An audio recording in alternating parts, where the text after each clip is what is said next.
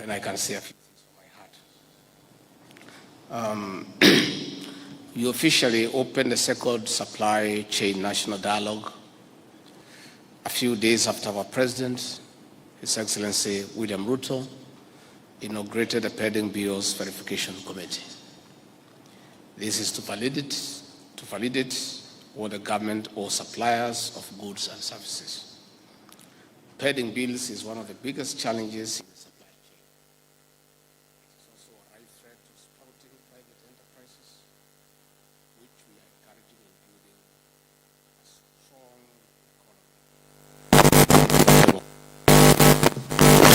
It is for this reason that we should be proud that today the President decided to verify nearly 600 billion Kenya shillings worth of pending bills for payment to unlock the investment potential of this great country. This will not only revive enterprises and spur economic growth, but also enhance confidence in private sector doing business with government. To streamline the supply chain sector, such conversations as you have here today of diverse stakeholders are critical in identifying salient issues and recommending operational, legal, and policy reviews. Distinguished participants, this supply chain national dialogue, this is the first supply chain dialogue under our administration. Supply chain is a critical component under the 5 pillars of the Kenya Kwanza plan. As per the theme of the conference, the government is interested in knowing how the supply chain will contribute to achievement of the plan in agriculture, micro, small, and medium enterprise economy, the housing and settlement, the healthcare, and the digital superhighway and creative economy. This is of great interest to us as an administration. For instance, we are undertaking reforms in the agricultural sector to put more money into the pocket of the farmer. For full realization of this initiative, the supply chain has a direct contribution to lowering the cost of production. A long and bureaucratic process in procurement and supply of farm inputs piles the cost onto the farmer. Cheaper farm inputs means farmers produce more to a surplus for export. Distinguished participants, similarly, there should be a streamlined supply chain linking the supplier directly to the consumer. Furthermore, the supply chain must align its operations to seize and capture emerging opportunities. Kenya was one of the first African Union member states to sign, ratify, and transact under the Africa Continental Free Trade Agreement, with 47 African states having signed and deposited instruments of ratification of the Trade Pact. This links Kenya to a market of over 1.3 billion people across the continent. It is time to restructure our operations for the benefit of our people. For instance, the small-scale tea farmer in Imenti, Meru, or Nyankoma in Nyamira should enjoy the economies of scale in the two-way supplies under the Trade Pact. This has to trickle down into the other pillars of the plan. Supply chain offers an opportunity to everyone to do business, especially with the government. However, emerging enterprises may be locked out of tenders because of limited financial muscle. Although our country has been ranked among the top in financial innovation, micro, small, and medium enterprises face a 2.2 trillion Kenya shillings funding deficit. This is one of the reasons more than 80% of potent MSMEs wither before their third birthday. President William Ruto established a full-fledged ministry on MSMEs and cooperatives to ease access to financial support and spur growth from the bottom. It is a lifeline for MSMEs which may not access funding from mainstream financial institutions. Most SMEs require between 100,000 Kenya shillings and 1 million Kenya shillings. The Hustler Fund is bridging the financial gap with varied products, including the Hustler Group Fund. But this financial inclusion will make sense if we actualize the tendering process to also favor upcoming enterprises, which may not have a rich track record. Women, the youth, and people living with disabilities must and should benefit in a big way if we are to uplift the hustler to the high table. That is why the supply chain must ensure tendering processes are inclusive. Distinguished participants, we cannot have an inclusive supply chain that does not value integrity. We cannot have an inclusive supply chain that does not regard transparency and non-interference. The supply chain has the key to birthing the next generation of millionaires from the bottom. This is through encouraging and fully implementing a transparent and fair tendering and procurement process. In the face of digital technology, doing business with government should be highly open for public scrutiny with monitoring and follow-up mechanisms. As we work to end corruption from the supply chain, we need to move to the digital space in all procurement processes, from tendering to delivery of goods and services. With more innovation, as we move to incorporating artificial intelligence, minimizing human interaction in e-procurement, we will save the public billions of shillings ordinarily lost to corruption. We have the capacity to implement foolproof systems. We have adequate laws, and we are ready to strengthen the existing ones where there are gaps. Distinguished guests, we cannot keep complaining that we lose billions of shillings to corruption. The government has allocated taxpayers' resources to institutions to root out this vice. I would like to appeal to the public to also support the relevant agencies in evidence-based complaints on corruption. We must not normalize corruption, no matter how small it is. We all have a stake in clean business in the supply chain. On this note, I look forward to a robust and specific action points for our consideration. I now declare the second supply chain national dialogue officially open. If I may just add a few issues have been raised, and I may have one or two things in addition to what me and my team had put together. In my earlier life, before I came this way, I was one of your clients, and I've dealt for the better part of my life with procurement officers, as in our own small way we did business with government. The biggest business in this country is with government. And therefore we have a responsibility to make sure that it works. The committee the President has put in place to scrutinize, verify, and validate pending bills is critical in restoring the confidence of the financial systems in government documents. During the Kibaki era, when things were working and working well, LPO financing was a reality. You could walk with an LPO to any bank, to any microfinance, and get 50% of what you require, because the financial institutions were sure that once goods have been delivered, once services have been given, payment will be forthcoming. Today, because of pending bills spanning over 7 years,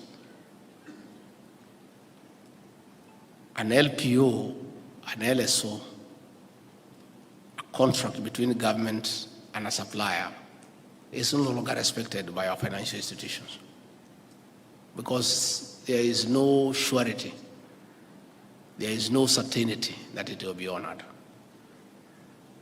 I want to request all procurement officers in the national government and in the county governments to work closely with that committee to finalize its work within a year, so that all pending bills are scrutinized, verified, validated, and the ones that are payable can be paid, and the ones that are not payable can be discarded. And going forward, as an administration, we are insisting that you shouldn't place an order for goods and services without the corresponding availability of exchequer, so that we can do away with the issue of pending bills once and for all. They are a headache to you, to your finance officers, because every year when you end up with the pending bills, it complicates your work in the next financial year. I want to agree with the speaker from Kisim here that supply chain managers and their procurement officers have been, in a blanket manner, been profiled as exceedingly corrupt. And that is not the case. It is true.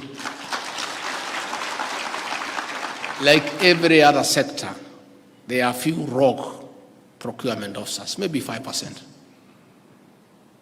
who are involved in corruption, who are involved in interfering with the tendering process, who are involved in theft of public funds. But there is another 95% of serious professionals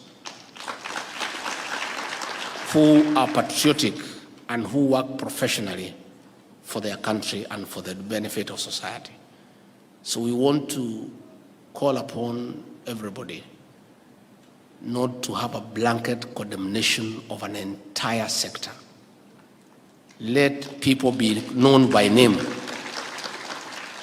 and by where they work. And I want to say, I have seen many times procurement officers being unfairly targeted for no good reason without sufficient cause of action.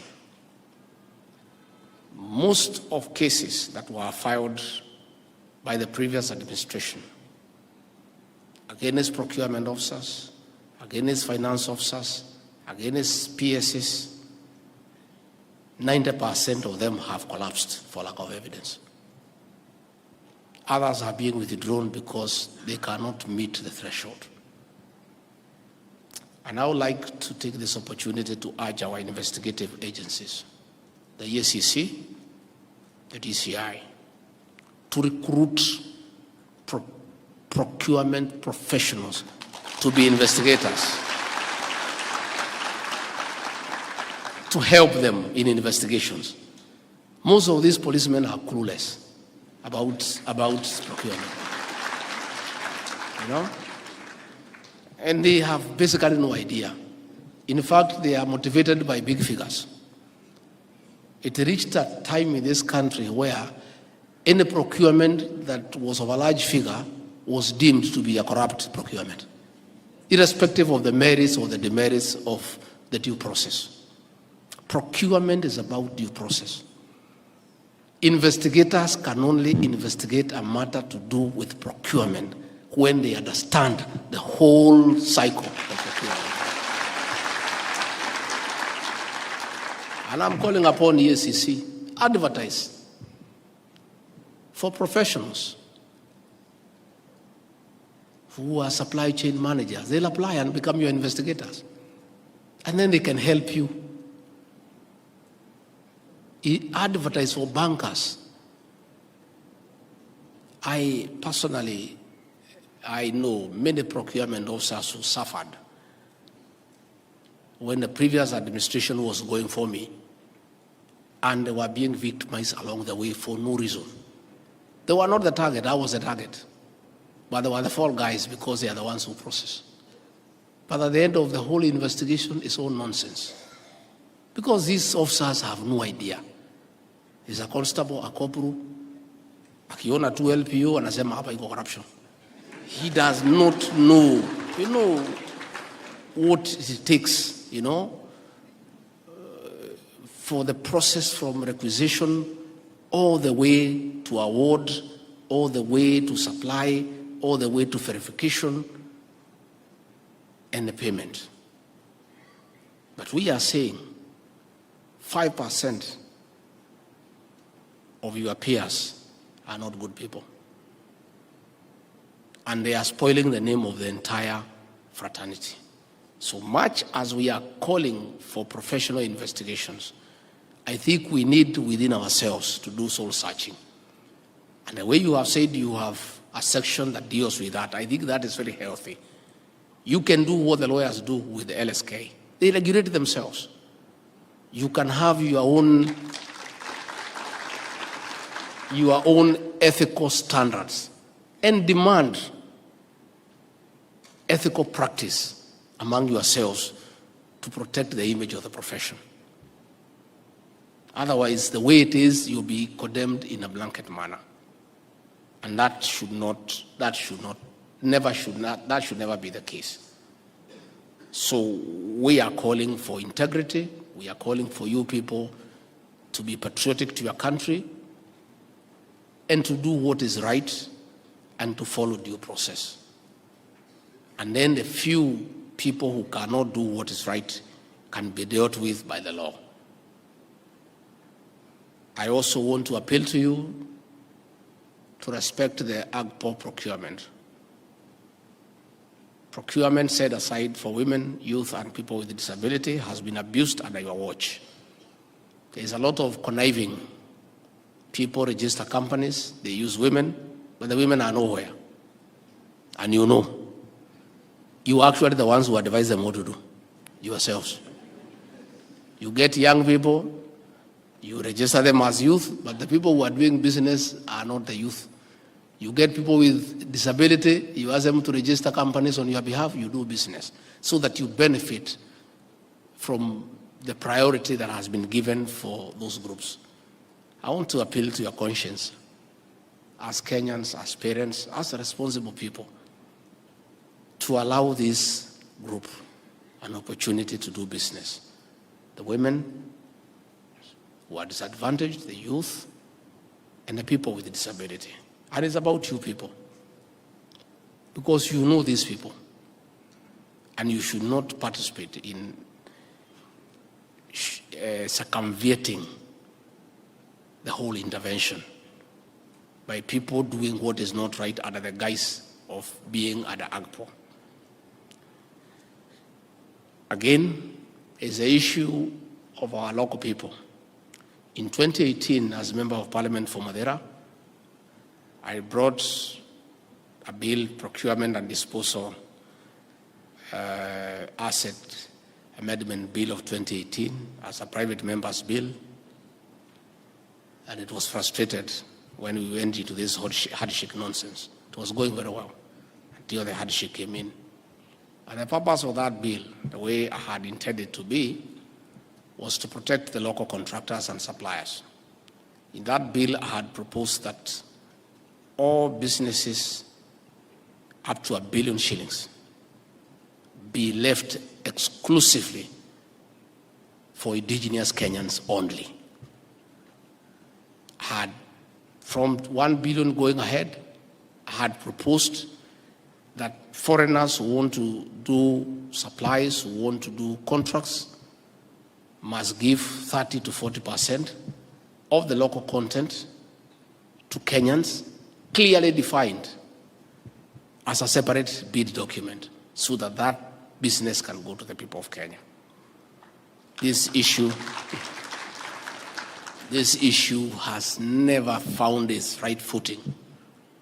But now that we are in government, I'm going to start this discussion again with the leader of the majority in the National Assembly, the Honorable Kimani Ichung'wa, so that we can bring these changes as a government bill so that they can go faster, so that we protect our local people.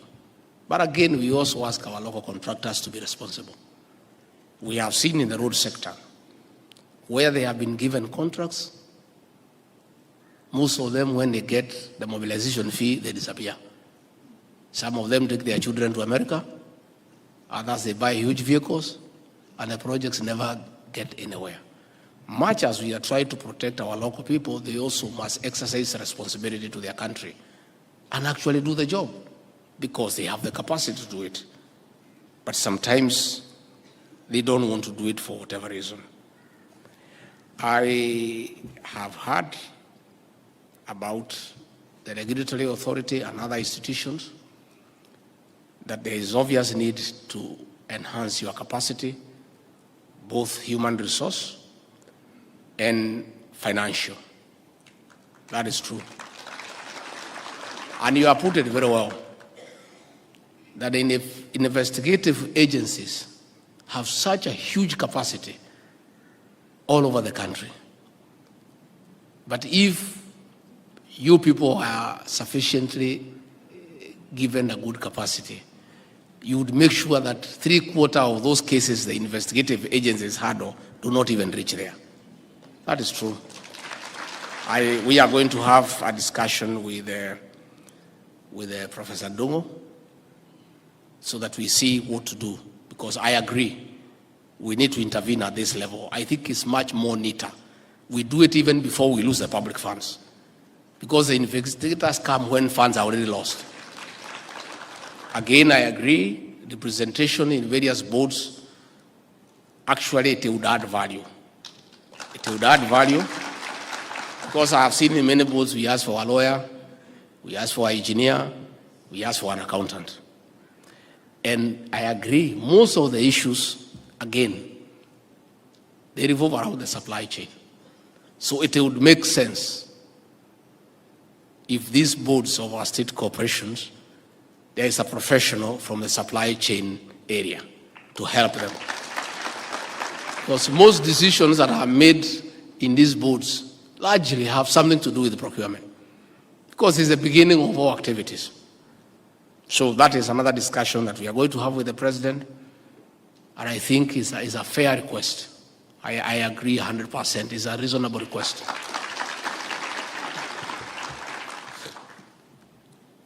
Again,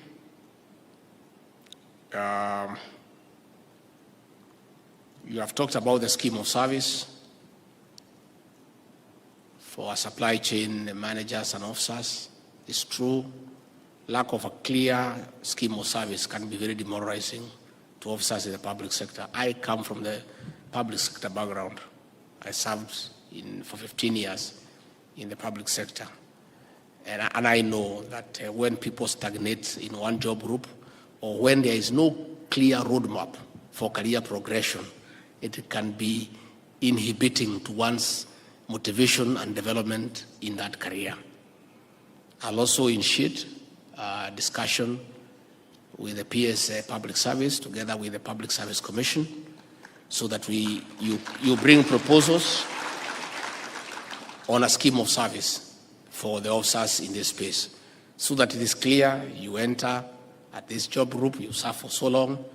From there, if it's satisfactory and your work is good, you proceed. From there, you do a certain exam, you pass, you proceed. I think it's good to define career progression through a scheme of service. So I think, again, I'm happy that you have raised it. This is something that I'm going to follow, so that we can see how it goes.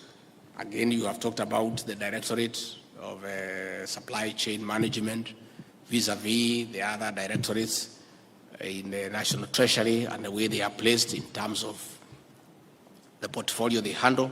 Again, that is something that we are going to discuss.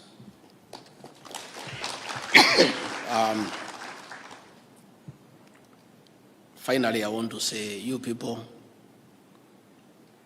you are doing a good job, and continue.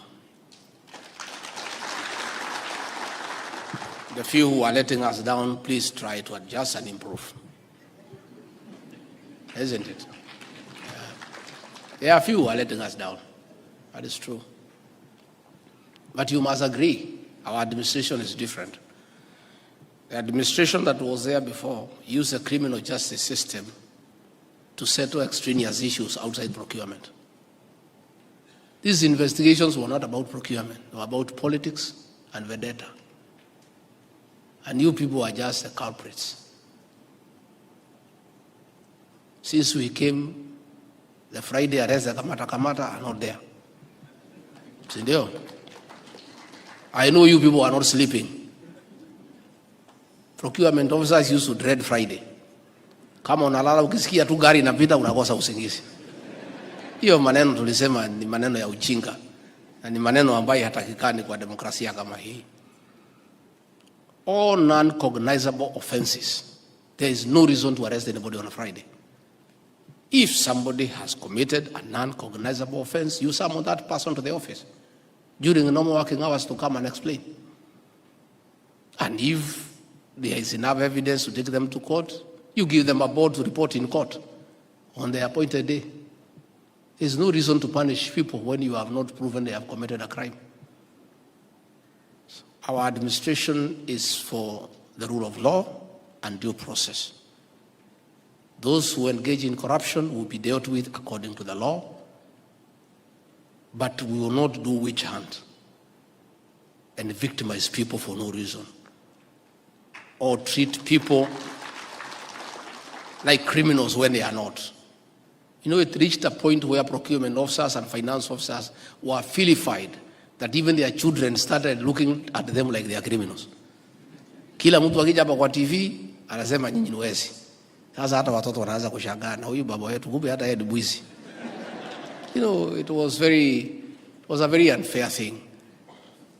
Let everybody take responsibility for your action. Let us not condemn an entire sector of governance. It is unnecessary. But the truth of the matter, there are challenges by a few people. Please correct it. Let us dignify the profession because it's important that we do so. Let us have integrity. Let us aspire to serve. And let us aspire to earn an honest living. In matters of audit queries, the way the President has directed, you people are very instrumental in answering audit queries. Please provide the answers. And I have seen in my public life many issues that end up in the report of the Auditor General. It's not because anything wrong has been done. It's because you people have not given the required information on time. Many people don't take audit queries seriously. And what happens when the auditors raise the queries and you don't answer? They go with the initial allegation and confirm it as true. I want you to aspire to dispense with audit queries by furnishing the external auditors with all the answers and the documents that they ask and explaining. And you know they even give you a second chance. They raise the issues and discuss with you, isn't it? They come before they even do their report that goes to the National Assembly. The external auditors are quite fair. They say, this is our report. Can you tell us otherwise? Please provide the information. Let your ministry or department not be viewed negatively in the National Assembly because of your failure to provide information. And most of this information, 80% comes from procurement. Please take time. Provide all the answers. Provide all the supporting documents to the auditor so that you are given a clean bill of health, so that your ministry, and by the way, when you fail to do so, you let down your accounting officer because you are the one who supports your accounting officer by giving the necessary documentation. Otherwise, I just want to assure you that despite the way things are looking like they are very bad, the way the media is portraying them, they are not that bad. We are not in very bad space in view of where we have come from. You know, many people are talking about the economy without looking at from where we have come from. During the inauguration day on 13th of September last year, I said in Kasarani, the kind of economy we found: empty coffers, 9.6 trillion public debt, demotivated public service, pending bills when people's goods were being auctioned. We were in bad space. But we asked ourselves a question. And the president was very clear. When you find yourself in a hole, the first thing you do is to stop digging. Then figure out how to come out. That's what we are doing. And we found assets and liabilities. The public debts we found, we must pay because they were committed by the government of the Republic of Kenya. Although we were not in office, we cannot run away from that responsibility. And the truth of the matter is that everybody expected us to default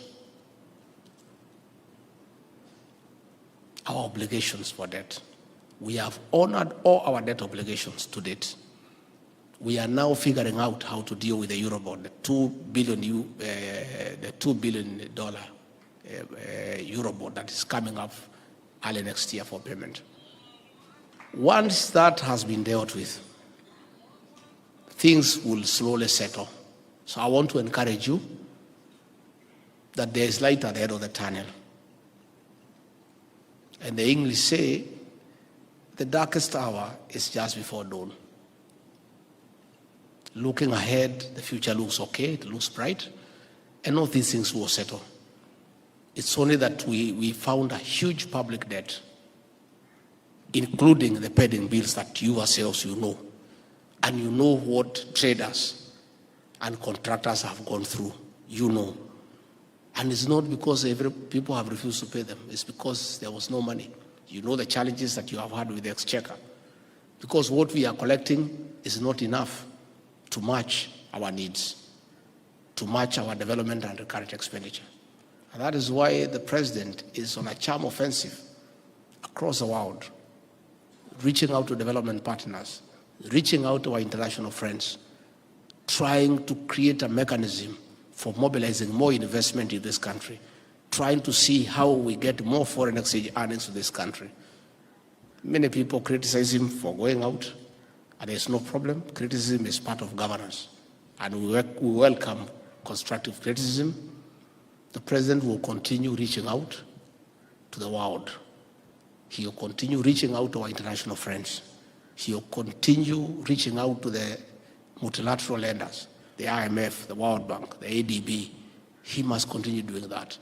He must continue reaching out to our bilateral partners so that we try to see how, working with our friends in the international arena, we can bridge our budget deficit and be able to meet both our recurrent and development expenditure and still have a surplus for more development.